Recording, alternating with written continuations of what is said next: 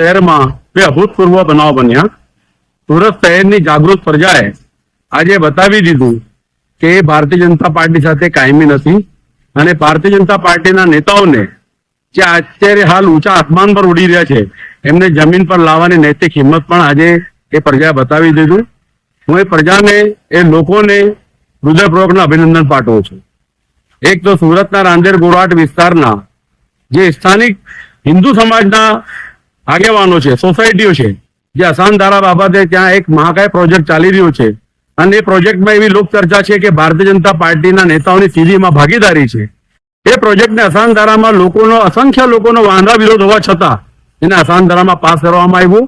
તેની સામે ત્યાંના ગોરાટી હનુમાનજી મંદિર હોય કે અન્ય સોસાયટીના લોકો હોય, તમામ લોકો આજે કલેક્ટર કચેરી આવીને પાટીલ હટાવો ગુજરાત બચાવના સૂત્ર સાથે જે સૂત્રોચ્ચાર કર્યો એ પ્રજાને સલામ છે, એ પ્રજાની નૈતિક હિંમતને સલામ છે અને એમને હું અભિનંદન પાઠવું છું। અને બીજો કે સુરત શહેરના વિદ્વાન વકીલશ્રીઓએ આજે એક સામૂહિક અસાનધારા બાબતે રજૂઆત કરી।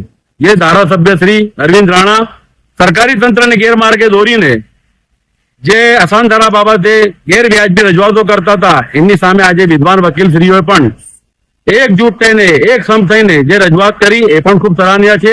હું તમામ વકીલશ્રીઓને પણ અભિનંદન પાઠવું છું અને ભારતીય જનતા પાર્ટીના નેતાઓને આજે આ બે બનાવ પરથી એટલું તો સબક શીખવાની જરૂર છે કે સત્તા કાયમી હોતી નથી અને સત્તાની શાનમાં લોકોને લોકો સમજો, લોકોને તમે તમારા નોકર ન સમજો એવી અપેક્ષા આપણે રાખીએ કે એમને ભગવાન પરમ કૃપાળુ પરમાત્મા સદબુદ્ધિ આપે, સદભાવના આપે અને જે સાચું છે, સત્ય છે એ કામ કરવાની નૈતિક એમને પૂરી પાડે।